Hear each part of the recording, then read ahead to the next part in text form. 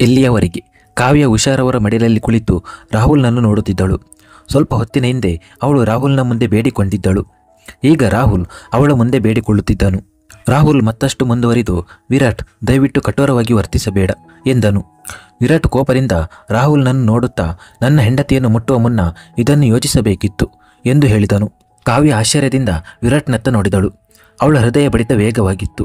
ಸ್ವಲ್ಪ ಸಮಯದ ನಂತರ ಪೊಲೀಸರು ಬಂದು ರಾಹುಲ್ನನ್ನು ಕರೆದೊಯ್ದರು. ಮುಂದುವರಿದ ಭಾಗ. ಇನ್ಸ್ಪೆಕ್ಟರ್ ಹೋಗುತ್ತಾ ವಿರಾಟ್ಗೆ, ಸರ್, ನೀವು ಕಂಪ್ಲೇಂಟ್ ಮಾಡುತ್ತಿದ್ದೀರಿ, ಆದರೆ ನೀವು ಮತ್ತು ನಿಮ್ಮ ಪತ್ನಿ ಪೊಲೀಸ್ ಠಾಣೆಗೆ ಬರಬೇಕು ಎಂದರು. ವಿರಾಟ್ ಅವರೊಂದಿಗೆ ಕೈ ಕುಲುಕುತ್ತಾ, ಡೋಂಟ್ ವರಿ ಇನ್ಸ್ಪೆಕ್ಟರ್, ನಾನು ಖಂಡಿತ ಬರುತ್ತೇನೆ, ಏನು ಫಾರ್ಮಾಲಿಟೀಸ್ ಇದೆಯೋ ಅದನ್ನು ಪೂರ್ಣಗೊಳಿಸುತ್ತೇನೆ ಎಂದನು. ಪೊಲೀಸರು ರಾಹುಲ್ನನ್ನು ಕರೆದೊಯ್ದರು. ಅವರು ಹೋದ ನಂತರ ಅನುಪಮ್ರವರು, ವಿರಾಟ್, ನೀನು ಸರಿಯಾಗಿ ಮಾಡಿದ್ದೀಯಾ, ಆದರೆ ಇದು ಮನೆಯಲ್ಲಿಯೇ ಇರಲಿ, ನನ್ನ ತಂದೆಗೆ ಗೊತ್ತಾದರೆ ಅವರು ಬಹಳ ಕೋಪಗೊಳ್ಳುತ್ತಾರೆ, ನಮ್ಮ ಮನೆಯ ವಿಷಯ ಹೊರಗೆ ಹೋಗುವುದನ್ನು ಅವರು ಬಯಸುವುದಿಲ್ಲ ಎಂದು ಕೋಪದಿಂದ ಹೇಳಿದರು. ವಿರಾಟ್ ಅವರ ಮಾತನ್ನು ಕೇಳದೆ, ನಾನು ಎಲ್ಲವನ್ನೂ ನೋಡಿಕೊಳ್ಳುತ್ತೇನೆ ಎಂದು ಹೇಳಿ ಕಾವ್ಯಳ ಕೈ ಹಿಡಿದು ಕೋಣೆಗೆ ಕರೆದೊಯ್ದನು. ಕಾವ್ಯ ಇನ್ನು, ನೀನು ನನ್ನ ಹೆಂಡತಿಯನ್ನು ಮುಟ್ಟುವ ಮುನ್ನ ಇದನ್ನು ಯೋಚಿಸಬೇಕಿತ್ತು ಎಂಬ ಮಾತಿನಲ್ಲಿ ಸಿಲುಕಿಕೊಂಡಿದ್ದಳು. ಹೆಂಡತಿ ಎಂಬ ಪದದ ಅರ್ಥವನ್ನು ಅವಳು ಇನ್ನೂ ಸಂಪೂರ್ಣವಾಗಿ ಅರಿತುಕೊಂಡಿರಲಿಲ್ಲ. ಎಲ್ಲರ ಎದುರೇ ಅವಳ ಕೈ ಹಿಡಿದು ಒಳಗೆ ಕರೆದೊಯ್ದಾಗ ಅವಳಿಗೆ ದೊಡ್ಡ ಆಘಾತವಾಯಿತು. ಒಂದು ದಾರದಂತೆ ಅವಳು ಅವನ ಹಿಂದೆ ಹಿಂಬಾಲಿಸುತ್ತಿದ್ದಳು. ಇನ್ನೊಂದೆಡೆ ವರ್ಷಾ ಮತ್ತು ಗರಿಮಾ ಮನೆಗೆ ಬಂದರು. ವರ್ಷಾ ನೇರವಾಗಿ ತನ್ನ ಕೋಣೆಗೆ ಹೋದಳು. ಅವಳಿಗೆ ಸ್ವಲ್ಪ ಆಯಾಸವಾಗಿತ್ತು, ಆದರೆ ಸಿಯಾಳನ್ನು ಅವಳ ಮನಸ್ಸಿನಿಂದ ಹೋಗಲಾಡಿಸಲು ಆಗುತ್ತಿರಲಿಲ್ಲ. ಗರಿಮಾಳಿಗೂ ಇದು ಗೊತ್ತಾಗಿತ್ತು.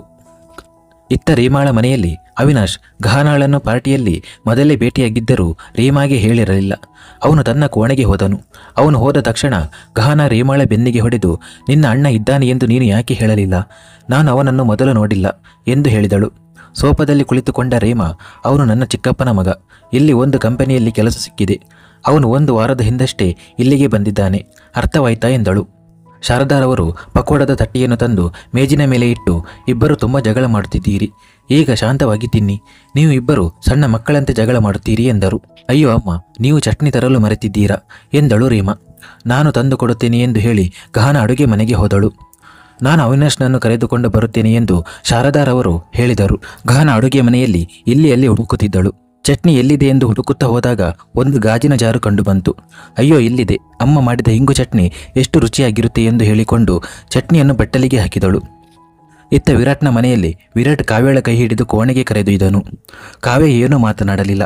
ಅವಳು ಮಾತನಾಡುವ ಸ್ಥಿತಿಯಲ್ಲಿ ಇರಲಿಲ್ಲ. ವಿರಾಟ್ ಇನ್ನೂ ಅವಳ ಕೈ ಬಿಡದೆ ಹಿಡಿದಿದ್ದನು. ಕಾವ್ಯ ತನ್ನ ಕೈಯನ್ನು ನೋಡುತ್ತಿದ್ದಳು. ನನಗೆ ಸ್ನಾನ ಮಾಡಬೇಕು ಎಂದು ಕಾವ್ಯ ನಿಧಾನವಾಗಿ ಹೇಳಿದಳು. ಎಂದು ವಿರಾಟ್ ಅಷ್ಟೇ ಹೇಳಿದನು. ಅದು ನನ್ನ ಕೈ ಎಂದು ಕಾವ್ಯ ಸ್ವಲ್ಪ ಲಜ್ಜೆಯಿಂದ ಹೇಳಿದಳು. ಗಟ್ಟಿಯಾಗಿ ಹಿಡಿದಿದ್ದ ಅವಳ ಕೈ ಮೇಲೆ ವಿರಾಟ್ನ ಕಣ್ಣು ಬೀಳುತ್ತದೆ. ಇದನ್ನು ನೋಡಿದ ವಿರಾಟ್ ಅವಳ ಕೈಯನ್ನು ಬಿಗಿಯಾಗಿ ಹಿಡಿದಿದ್ದನ್ನು ನೋಡಿ ಅವನು ತಕ್ಷಣ ಅದನ್ನು ಬಿಟ್ಟು ಬಿಟ್ಟನು. ಕಾವ್ಯ ಬೇಗನೆ ಬಾತ್ರೂಮ್ಗೆ ಹೋಗಿ ಆಳವಾಗಿ ಉಸಿರಾಡಲು ಪ್ರಾರಂಭಿಸಿದಳು. ವಿರಾಟ್ ಕೋಣೆಯನ್ನು ಸರಿಯಾಗಿ ಮಾಡಿ ಹೊರಗೆ ಹೋದನು. ಇತ್ತ ರೀಮಾಳ ಮನೆಯಲ್ಲಿ ಶಾರದಾರವರು ಅವಿನಾಶ್ನನ್ನು ಹೊರಗೆ ಕರೆಯುತ್ತಾರೆ. ಅವಿನಾಶ್ ಬಟ್ಟೆ ಬದಲಾಯಿಸಿಕೊಂಡು ಹೊರಗೆ ಬರುತ್ತಾನೆ ಮತ್ತು ಅದೇ ಸಮಯದಲ್ಲಿ ಗಹನ ಚಟ್ನಿಯ ಬಟ್ಟಲನ್ನು ಹಿಡಿದು ಅಡುಗೆ ಮನೆಯಿಂದ ಹೊರಗೆ ಬರುತ್ತಾಳೆ. ಅವಳು ತನ್ನದೇ ಆದ ಲೋಕದಲ್ಲಿ ಮುಳುಗಿದ್ದಳು. ಮುಂದೆ ಯಾರು ಬರುತ್ತಿದ್ದಾರೆ ಎಂಬುದರ ಬಗ್ಗೆ ಅವಳಿಗೆ ಸ್ವಲ್ಪವೂ ಗಮನವಿರಲಿಲ್ಲ. ಅವಳ ಎಲ್ಲ ಗಮನ ಚಟ್ನಿಯ ಮೇಲೆ ಇತ್ತು. ದೊಡ್ಡ ಹೆಜ್ಜೆಗಳನ್ನಿಟ್ಟು ನಡೆಯುತ್ತಿದ್ದ ಅವಳು ತನ್ನ ತಲೆಯನ್ನು ಮೇಲಕ್ಕೆ ಎತ್ತಿದಾಗ ಅವಿನಾಶ್ನೊಂದಿಗೆ ಡಿಕ್ಕಿ ಹೊಡೆದಳು ಮತ್ತು ಎಲ್ಲ ಚಟ್ನಿ ಅವಿನಾಶ್ನ ಬಿಳಿ ಟೀ ಶರ್ಟ್ ಮೇಲೆ ಬಿದ್ದಿತು. ಶಿಟ್ ಎಂದು ಹೇಳಿ ಅವಳು ತನ್ನ ಕೆಳಗಿನ ತುಟಿಯನ್ನು ಹಲ್ಲುಗಳಿಂದ ಕಚ್ಚಿಕೊಂಡಳು. ಅವಿನಾಶ್ನ ಕಣ್ಣು ಗಹನ ಮೇಲೆ ಮತ್ತು ತನ್ನ ಟೀ ಶರ್ಟ್ನ ಮೇಲೆ ಪರ್ಯಾಯವಾಗಿ ತಿರುಗುತ್ತಿತ್ತು. ಈ ಹುಡುಗಿ ನನ್ನ ಅಣ್ಣನ ಪ್ರೀತಿಯ ಟೀ ಶರ್ಟ್ಗೆ ಏನು ಮಾಡಿದ್ದಾಳೆ ಎಂದು ರೀಮಾ ಮನಸ್ಸಿನಲ್ಲಿ ಅಂದುಕೊಂಡಳು. ಗಹನ ತನ್ನ ಕೈಗಳಿಂದ ಟೀ ಶರ್ಟ್ನಲ್ಲಿರುವ ಚಟ್ನಿಯನ್ನು ಸ್ವಚ್ಛ ಮಾಡಲು ಪ್ರಯತ್ನಿಸುತ್ತಿದ್ದಳು, ಆದರೆ ಅದು ಇನ್ನಷ್ಟು ಹರಡುತ್ತಿತ್ತು. ಸಾರಿ, ಐ ಆಮ್ ಸೋ ಸಾರಿ ಎಂದು ಹೇಳುತ್ತಾ ಅವಳು ಇನ್ನಷ್ಟು ಗೊಂದಲವನ್ನು ಸೃಷ್ಟಿಸುತ್ತಿದ್ದಳು. ಇದನ್ನು ನೋಡಿ ರೀಮಾ ತಲೆ ಬಗ್ಗಿಸಿಕೊಂಡಳು. ಈ ಹುಡುಗಿ ಇಂದು ಖಂಡಿತ ಶಿಕ್ಷೆಗೆ ಗುರಿಯಾಗುತ್ತಾಳೆ ಎಂದು ಮನಸ್ಸಿನಲ್ಲಿ ಅಂದುಕೊಂಡಳು. ಅವಿನಾಶ್ ಕೂಡ ಆಶ್ಚರ್ಯದಿಂದ ಅವಳನ್ನು ನೋಡುತ್ತಿದ್ದನು. ಗಹನಾಳಿಗೆ ಏನೂ ಅರ್ಥವಾಗುತ್ತಿರಲಿಲ್ಲ. ಅವಳು ಇನ್ನೂ ಟೀ ಶರ್ಟ್ನಲ್ಲಿರುವ ಚಟ್ನಿಯನ್ನು ಸ್ವಚ್ಛ ಮಾಡುವ ಪ್ರಯತ್ನದಲ್ಲಿ ತೊಡಗಿದ್ದಳು. ಅವಿನಾಶ್ ಅವಳ 2 ಕೈಗಳನ್ನು ಹಿಡಿದು, ನಿಲ್ಲಿಸಿ, ನೀವು ಇನ್ನಷ್ಟು ಕೆಟ್ಟದ್ದಾಗಿ ಮಾಡುತ್ತಿದ್ದೀರಿ ಎಂದನು. ಗಹನ ಆಶ್ಚರ್ಯದಿಂದ ಎಂದು ಮಾತ್ರ ಹೇಳಿದಳು. ಅವಿನಾಶ್ ತನ್ನ ಟೀ ಶರ್ಟ್ನತ್ತ ಗಹನಾಳನ್ನು ನೋಡಲು ಸನ್ನೆ ಮಾಡುತ್ತಾನೆ. ಗಹನ ಕೆಳಗೆ ನೋಡಿದಾಗ ಸಂಪೂರ್ಣವಾಗಿ ಹಾಳಾಗಿರುವ ಅವನ ಟೀ ಶರ್ಟನ್ನು ನೋಡಿ, ಓಹ್, ಇದು ಇನ್ನೂ ಹೆಚ್ಚು ಹಾಳಾಗಿದೆ ಎಂದು ಮುಗ್ಧವಾಗಿ ಹೇಳುತ್ತಾಳೆ. ಅವಿನಾಶ್ ನಸುನಗುತ್ತಾ ತನ್ನ ಕೋಣೆಗೆ ಹೋಗುತ್ತಾನೆ. ಗಹನ ರೀಮಾಳನ್ನು ನೋಡುತ್ತಾಳೆ ಮತ್ತು ರೀಮಾ ಜೋರಾಗಿ ನಗುತ್ತಾಳೆ. ಇತ್ತ ಮನೆಯಲ್ಲಿ ಕಾವ್ಯ ಸ್ನಾನ ಮಾಡಿ ಹೊರಗೆ ಬರುತ್ತಾಳೆ. ಸ್ನಾನ ಮಾಡಿದ ನಂತರ ಅವಳು ಆರಾಮವಾಗಿ ಇರುವಂತೆ ಭಾವಿಸುತ್ತಿದ್ದಳು. ಅವಳು ಕೆಂಪು ಬಣ್ಣದ ಲೂಸ್ ನೈಟ್ ಧರಿಸಿದ್ದಳು. ಹೊರಗೆ ಬಂದಾಗ ವಿರಾಟ್ ಇಲ್ಲದ್ದನ್ನು ನೋಡಿ ಇವನು ಎಲ್ಲಿ ಹೋದನು ಎಂದು ಅವಳು ತನ್ನಷ್ಟಕ್ಕೆ ಹೇಳಿಕೊಂಡಳು. ಅವಳ ದೇಹದಲ್ಲಿನ ಗಾಯಗಳು ಈಗ ನೋವುಂಟು ಮಾಡುತ್ತಿದ್ದವು. ಗಾಯಗಳಲ್ಲಿ ಸುಡುವ ಭಾವನೆ ಇತ್ತು. ಅವಳು ಕನ್ನಡಿಯ ಮುಂದೆ ನಿಂತು ತನ್ನನ್ನು ತಾನು ನೋಡಿಕೊಂಡಳು. ಅವಳ ತೊಟಿಯ ಬಳಿ ಇದ್ದ ಗಾಯ ಅವಳಿಗೆ ಬಹಳ ನೋವು ಕೊಡುತ್ತಿತ್ತು. ನಿಧಾನವಾಗಿ ಅವಳು ತನ್ನ ಎಲ್ಲ ಗಾಯಗಳನ್ನು ನೋಡುತ್ತಿದ್ದಳು. ಅವಳು ತನ್ನ ಬಿಚ್ಚಿದ ಕೂದಲನ್ನು ಒಂದು ಬದಿಯ ಭುಜದ ಮೇಲೆ ಹಾಕಿಕೊಂಡು ಸ್ವಲ್ಪ ಬಾಗಿ ನಿಂತು ನೈಟಿಯ ಹಿಂಭಾಗದಲ್ಲಿರುವ ಜಿಪ್ಪನ್ನು ಅರ್ಧದಷ್ಟು ತೆರೆದು ತನ್ನ ಬೆನ್ನಿನಲ್ಲಿರೋ ಗಾಯಗಳನ್ನು ನೋಡುತ್ತಿದ್ದಳು. ಅದೇ ಸಮಯದಲ್ಲಿ ವಿರಾಟ್ ಕೋಣೆಗೆ ಬಂದನು ಮತ್ತು ಅವನ ಕಣ್ಣು ಕಾವ್ಯಳ ಮೇಲೆ ಬಿದ್ದಿತು. ಕಾವ್ಯ ವಿರಾಟ್ನನ್ನು ನೋಡಿದಾಗ ತನ್ನ ಕೂದಲನ್ನು ಹಿಂದಕ್ಕೆ ಸರಿಸಿ ನೇರವಾಗಿ ನಿಂತಳು. ವಿರಾಟ್ ಅವಳ ಕಡೆಗೆ ಬಂದನು. ಅವನ ಕೈಯಲ್ಲಿ ಕಾವ್ಯಾಳಿಗಾಗಿ ತಂದ ಔಷಧಿ ಇತ್ತು. ಅವನು ತನ್ನ ಕಡೆಗೆ ಬರುತ್ತಿರುವುದನ್ನು ನೋಡಿ ಕಾವ್ಯಾಳ ಹೃದಯ ಬಡಿತ ಹೆಚ್ಚಾಯಿತು. ಇದು ಅವಳಿಗೆ ಮೊದಲ ಅನುಭವ. ಅವಳು ಏನನ್ನೂ ಅರ್ಥ ಮಾಡಿಕೊಳ್ಳುವ ಮುನ್ನ ವಿರಾಟ್ ಅವಳ ಬಳಿ ಬಂದು ಮೃದುವಾಗಿ ನೀನು ಹುಷಾರಾಗಿದ್ದೀಯಾ ಎಂದು ಕೇಳಿದನು. ವಿರಾಟ್ ಇಷ್ಟು ಮೃದುವಾಗಿ ಮಾತನಾಡುತ್ತಾನೆ ಎಂದು ಕಾವ್ಯ ನಿರೀಕ್ಷಿಸಿರಲಿಲ್ಲ. ಅವಳು ಆಶ್ಚರ್ಯದಿಂದ ಅವನನ್ನು ನೋಡುತ್ತಿದ್ದಳು. ಅವಳನ್ನು ಹೀಗೆ ನೋಡಿದಾಗ ವಿರಾಟ್ಗೂ ಸ್ವಲ್ಪ ಅಸಹಜವೆನಿಸಿತು. ಏಕೆ ಅವಳು ಹೀಗೆ ನೋಡುತ್ತಿದ್ದಾಳೆ ಎಂದು ಅವನಿಗೆ ಅರ್ಥವಾಗಲಿಲ್ಲ. ಆದರೆ ಅದನ್ನು ಕಡೆಗಣಿಸಿ ಮತ್ತೆ ನೀನು ಹುಷಾರಾಗಿದ್ದೀಯೇ ಎಂದು ಮೃದುವಾಗಿ ಕೇಳಿದನು. ಈಗ ಕಾವ್ಯ ಸಹಿಸಲಾರದೆ ನೀವು ನನ್ನೊಂದಿಗೆ ಹೀಗೆ ಏಕೆ ಮಾತನಾಡುತ್ತಿದ್ದೀರಿ ಎಂದು ಕೇಳಿದಳು. ವಿರಾಟ್ ಕೂಡ ಒಮ್ಮೆ ಹಾಗೆ ಹೇಳಲು ಕಾರಣವೇನು ಎಂದು ಆಶ್ಚರ್ಯಪಡುತ್ತಾನೆ. ನಾನು ಹೇಗೆ ಮಾತನಾಡುತ್ತಿದ್ದೇನೆ ಎಂದು ವಿರಾಟ್ ಕೇಳಿದನು. ಕಾವ್ಯ ಮೊದಲಿನಂತೆ ನೀವು ಏಕೆ ಮಾತನಾಡುತ್ತಿಲ್ಲ ಎಂದು ಕೇಳಿದಳು. ಮೊದಲಿನಂತೆ ಎಂದು ವಿರಾಟ್ ತನ್ನ ಹುಬ್ಬು ಎತ್ತಿ ಪ್ರಶ್ನಾರ್ಥಕವಾಗಿ ಕೇಳಿದನು. ಕಾವ್ಯ ಮೊದಲಿನಂತೆ ಕೋಪದಿಂದ ಮಾತನಾಡಿ ನನಗೆ ನಿಮ್ಮ ಸಹಾನುಭೂತಿ ಬೇಕಿಲ್ಲ ಎಂದಳು. ಕಾವ್ಯ ಹೇಳಿದ ಮಾತುಗಳಿಂದ ವಿರಾಟ್ ತನ್ನ ಸಹಜ ಸ್ವಭಾವಕ್ಕೆ ಬರಲು ಅಷ್ಟು ಸಾಕಾಗಿತ್ತು. ವಾವ್, ನಿಜವಾಗಿಯೂ ನಾನು ನಿನ್ನನ್ನು ಸಂತಾಪಿಸುತ್ತಿದ್ದೇನೆ ಎಂದು ನೀನು ಭಾವಿಸುತ್ತೀಯಾ ಎಂದು ವಿರಾಟ್ ಕೇಳಿದನು. ಹಾ ಎಂದು ಕಾವ್ಯ ಕೂಡ ತಕ್ಷಣ ಹೇಳುತ್ತಾಳೆ. ಮತ್ತು ನಾನು ಕೆಟ್ಟ ರೀತಿಯಲ್ಲಿ ಮಾತನಾಡುತ್ತಿದ್ದೇನೆ ಎಂದರೆ? ಹಾ ಎಂದು ಕಾವ್ಯ ಜೋರಾಗಿ ಉತ್ತರವನ್ನು ಕೊಡುತ್ತಾಳೆ. ಓ ಶಟಪ್, ನಾನು ನಿನ್ನನ್ನು ಸಂತಾಪಿಸುತ್ತಿಲ್ಲ ಎಂದು ನಿನಗೆ ಗೊತ್ತಿಲ್ಲವೇ? ಈಗ ಮೌನವಾಗಿ ಈ ಔಷಧಿಯನ್ನು ಹಚ್ಚಿಕೋ ಎಂದು ಹೇಳುತ್ತಾ ಅವನು ಅವಳನ್ನು ತನ್ನ ಕಡೆಗೆ ತಿರುಗಿಸಿದನು. ಕಾವ್ಯ ಏನೋ ಹೇಳಲು ಪ್ರಯತ್ನಿಸಿದಳು. ಆದರೆ ವಿರಾಟ್ ಅವಳ ತೊಟಿಯ ಮೇಲೆ ಬೆರಳನ್ನು ಇಟ್ಟು ಶ್ ಎಂದನು. ಕಾವ್ಯಾಳಿಗೆ ಏನು ಮಾತನಾಡಲು ಆಗಲಿಲ್ಲ. ವಿರಾಟ್ ನಿಧಾನವಾಗಿ ಅವಳ ಬಳಿಗೆ ಬಂದು ಅವಳ ತೊಟಿಯ ಮೇಲೆ ಮುಲಾಮು ಹಚ್ಚಿದನು. ಸ್ವಲ್ಪ ಸುಡುವಂತೆ ಇರುತ್ತದೆ ಎಂದು ಅವಳನ್ನು ಮಗುವಿನಂತೆ ಸಮಾಧಾನಪಡಿಸಿದನು. ಇದನ್ನು ನೋಡಿ ಕಾವ್ಯ ಮನಸ್ಸಿನಲ್ಲಿ ನಗುತ್ತಿದ್ದಳು. ಅವಳ ಬೆನ್ನಿನ ಮೇಲೂ ಗಾಯಗಳಿದ್ದವು. ವಿರಾಟ್ ಅವಳ ಬೆನ್ನಿನ ಮೇಲೆ ಮುಲಾಮು ಹಚ್ಚುತ್ತಿದ್ದಾಗ ಕಾವ್ಯಳಿಗೆ ವಿಚಿತ್ರವಾದ ಅನುಭವವಾಯಿತು. ವಿರಾಟ್ಗೆ ಅಂತಹ ಯಾವುದೇ ದುರುದ್ದೇಶವಿರಲಿಲ್ಲ. ಅವನು ಕೇವಲ ಕಾವ್ಯಳನ್ನು ನೋಡಿಕೊಳ್ಳುತ್ತಿದ್ದನು ಮತ್ತು ತನ್ನ ಮಿತಿಗಳನ್ನು ಅವನು ಚೆನ್ನಾಗಿ ತಿಳಿದಿದ್ದನು. ನಿನ್ನ ಗಾಯ ತೋರಿಸು ಎಂದು ಅವನು ಸರಳವಾಗಿ ಹೇಳಿದನು. ನಾನೇ ಹಚ್ಚಿಕೊಳ್ಳುತ್ತೇನೆ ಎಂದು ಕಾವ್ಯ ಸ್ವಲ್ಪ ಹಿಂಜರಿಯುತ್ತಾ ಹೇಳಿದಳು. ವಿರಾಟ್ ಅವಳನ್ನು ನೋಡಿದಾಗ ಅವಳ ಕೆನ್ನೆಗಳು ನಾಚಿಕೆಯಿಂದ ಕೆಂಪಾಗಿ ಮತ್ತು ಅವಳ ಕಣ್ಣುಗಳು ಇಲ್ಲಿಂದ ಅಲ್ಲಿಗೆ ತಿರುಗುತ್ತಿದ್ದವು. ಅವಳ ಮುಖವನ್ನು ನೋಡಿ ವಿರಾಟ್ ಅವಳ ಮನಸ್ಸನ್ನು ಅರ್ಥ ಮಾಡಿಕೊಂಡನು.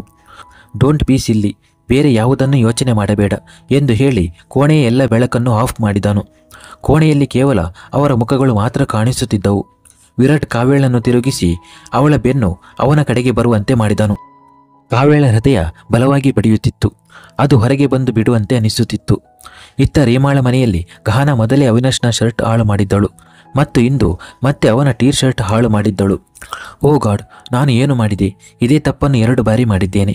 ನಾನು ಎಷ್ಟು ಅಸಡ್ಡೆ ಎಂದು ಸೋಫಾದಲ್ಲಿ ಕುಳಿತು ತನ್ನ ಉಗುರುಗಳನ್ನು ಕಚ್ಚುತ್ತಾ ಯೋಚಿಸಿದ್ದಳು. ರೀಮಾ ಅವಳನ್ನು ನೋಡುತ್ತಿದ್ದಳು. ಪಕೋಡಗಳು ತಣ್ಣಗಾಗುತ್ತಿದ್ದರೂ ಗಹನ ಅವುಗಳನ್ನು ತಿನ್ನಲಿಲ್ಲ ಅಥವಾ ರೀಮಾಗೆ ಕೊಡಲಿಲ್ಲ. ಅದೇ ಸಮಯದಲ್ಲಿ ಅವಿನಾಶ್ ಬಟ್ಟೆ ಬದಲಾಯಿಸಿಕೊಂಡು ಹೊರಗೆ ಬಂದನು. ಅವನ ಕಣ್ಣು ನೇರವಾಗಿ ಗಹನ ಆಳ ಮೇಲೆ ಬಿದ್ದಿತ್ತು. ಅವಳು ಇನ್ನೂ ತನ್ನ ಉಗುರುಗಳನ್ನು ಕಚ್ಚುತ್ತಿದ್ದಳು. ದೇವಿಯವರೇ, ನೀವು ತಿನ್ನದಿದ್ದರೆ ನನಗೆ ಕೊಡು, ನನಗೆ ತುಂಬ ಹಸಿವಾಗಿದೆ ಎಂದು ರೀಮಾ ಕೇಳಿದಳು. ಆದರೆ ಗಹನ ಇನ್ನೂ ತನ್ನ ಆಲೋಚನೆಯಲ್ಲಿ ಮುಳುಗಿದ್ದಳು. ಅವಳು ಅವಿನಾಶ್ನನ್ನು ನೋಡಲಿಲ್ಲ. ಅವಿನಾಶ್ ಗಹನಾಳ ನಡವಳಿಕೆಯನ್ನು ನೋಡಿ ನಗುತ್ತಿದ್ದನು. ಅವನು ಸೋಫಾದಲ್ಲಿ ಕುಳಿತುಕೊಂಡು ಈ ಪಕೋಡಗಳನ್ನು ಬಿಟ್ಟು ಉಗುರುಗಳನ್ನು ಕಚ್ಚುವಷ್ಟು ದೊಡ್ಡ ಸಮಸ್ಯೆ ಇದೆಯೇನೋ ಮಿಸ್ ಎಂದು ಕೇಳಿದನು. ಇದನ್ನು ಕೇಳಿ ಗಹನ ನಾಚಿಕೆಯಿಂದ ತಲೆ ಬಾಗಿಸಿಕೊಂಡಳು. ಆದರೆ ಆಳವಾದ ಉಸಿರು ಬಿಟ್ಟು ಸಾರಿ, ನನ್ನ ತಪ್ಪಿನಿಂದ ನಿಮ್ಮ ಬಟ್ಟೆ ಹಾಳಾಗಿದೆ ಎಂದಳು. ಅವಿನಾಶ್ ಅವಳ ಮಾತನ್ನು ಮಧ್ಯದಲ್ಲಿ ನಿಲ್ಲಿಸಿ, ದಯವಿಟ್ಟು ಹಾಗೆ ಹೇಳಬೇಡಿ. ನೀವು ಉದ್ದೇಶಪೂರ್ವಕವಾಗಿ ಮಾಡಲಿಲ್ಲ. ಇದು ಸಹಜವಾಗಿ ಆಗುತ್ತದೆ. ರೀಮಾ, ನೀನು ಅವಳಿಗೆ ಹೇಳು ಎಂದು ಹೇಳಿ, ಸರಿ, ನನಗೆ ಒಂದು ಇಮೇಲ್ ಕಳುಹಿಸಬೇಕು ಎಂದು ಹೇಳಿ ಅಲ್ಲಿಂದ ಹೊರಟು ಹೋದನು. ಗಾನಾ ಅವನ ಸಮಕ್ಷಮದಲ್ಲಿ ಅಸಹಜತೆ ಅನುಭವಿಸುತ್ತಿದ್ದಾಳೆ ಎಂದು ಅವನಿಗೆ ಅರ್ಥವಾಯಿತು. ಅವಿನಾಶ್ ಹೋದ ತಕ್ಷಣ ಗಾನಾ ಸ್ವಲ್ಪ ಸಮಾಧಾನಗೊಂಡಳು. ಇತ್ತ ಮನೆಯಲ್ಲಿ ವಿರಾಟ್ ಕೋಣೆಯ ಬೆಳಕನ್ನು ಆಫ್ ಮಾಡಿದನು. ಕೋಣೆಯಲ್ಲಿ ಕೇವಲ ಅವರ ಮುಖಗಳು ಮಾತ್ರ ಕಾಣಿಸುತ್ತಿದ್ದವು.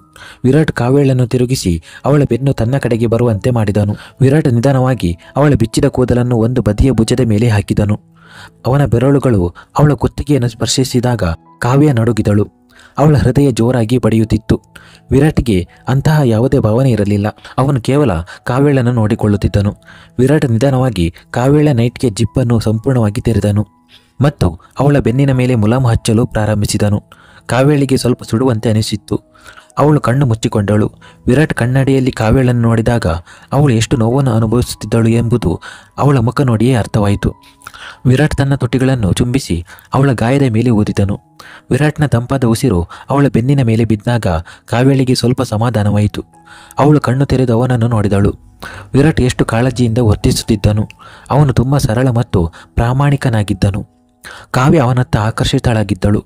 ಅವಳು ತನ್ನ ಗಾಯದ ನೋವನ್ನು ಮರೆತೇ ಬಿಟ್ಟಳು. ವಿರಾಟ್ ಮಾತ್ರ ಅವಳನ್ನು ನೋಡಿಕೊಳ್ಳುತ್ತಿದ್ದನು. ಅವನು ಮುಲಾಮು ಹಚ್ಚುತ್ತಾ, ನಿನಗೆ ಉರಿಯುತ್ತಿದೆಯಾ ಎಂದು ಕೇಳುತ್ತಿದ್ದನು. ಆದರೆ ಕಾವ್ಯ ಅವನ ಮಾತನ್ನೇ ಕೇಳುತ್ತಿರಲಿಲ್ಲ. ಅವಳು ಅವನನ್ನೇ ನೋಡುತ್ತಿದ್ದಳು. ವಿರಾಟ್ ಅವಳ ಎಲ್ಲ ಗಾಯಗಳಿಗೆ ಮುಲಾಮು ಹಚ್ಚಿದನು. ಅವನು ಜಿಪ್ ಮುಚ್ಚಿ ಆಯಿತು ಎಂದು ಹೇಳಿ ಕೋಣೆಯ ಬೆಳಕನ್ನು ಆನ್ ಮಾಡಿದನು. ಬೆಳಕು ಬಂದಾಗ ಕಾವ್ಯ ತಕ್ಷಣ ಪ್ರಜ್ಞೆಗೆ ಮರಳುತ್ತಾಳೆ. ಮುಂದುವರಿಯುವುದು.